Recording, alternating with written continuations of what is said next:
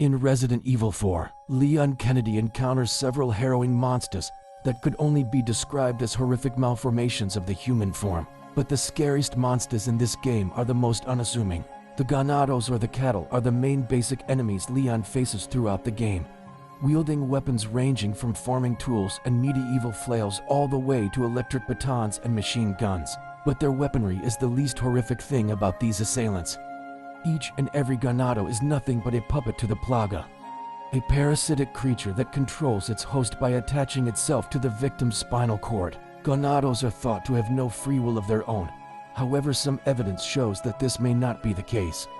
Ganados, when not in attack mode, have displayed several behaviors not indicative of being controlled. They perform basic manual labor, tend to animals, have conversations with one another, and even have to occasionally use the bathroom. Now, these may be actions of the plaga, either wanting to stay hidden from outsiders or just performing acts that will lead to the host staying alive, i.e. keeping livestock around for food.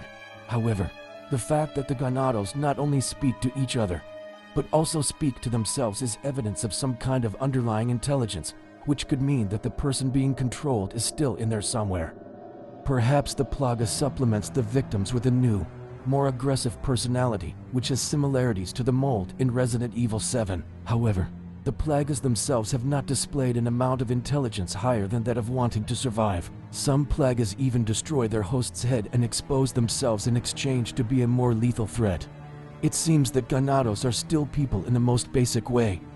They have the ability to learn and socialize, but only at the discretion of the plaga. They are stripped of all ambition, all reasoning, and all attachment. The victim is simply a vehicle for the parasite to puppet how it sees fit. While the victim, the person, is nothing more but a captive passenger inside their own body.